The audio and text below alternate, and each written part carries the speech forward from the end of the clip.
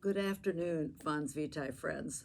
From an autumn afternoon in Louisville, Kentucky, I thought I would just tell you some of these books that are involved with sacred art and symbolism have really been favorites of mine. This wonderful one, Sacred Art, East and West, deals with so much of the great culture and the art and architecture of all the different traditions. It's utterly beautiful.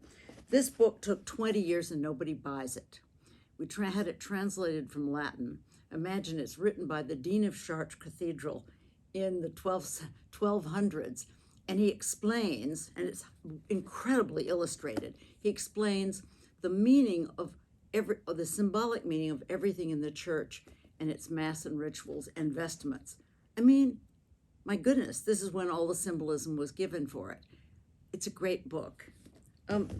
Here's another, the great Ananda Kentish Coomaraswamy, the greatest scholar of symbolism and inner meaning who ever lived, died when he was head of the Boston Museum of Fine Arts, brought Oriental art to America.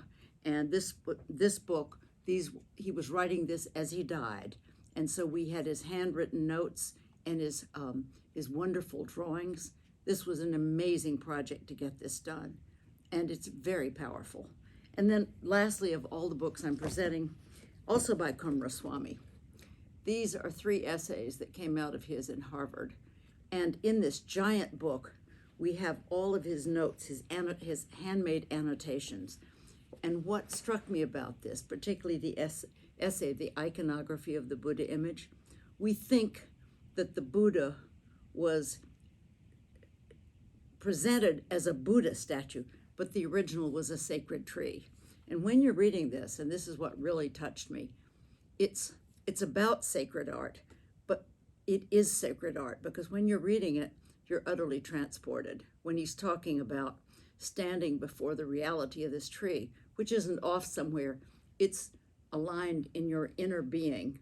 And at that moment, when you can cut that down, you're there.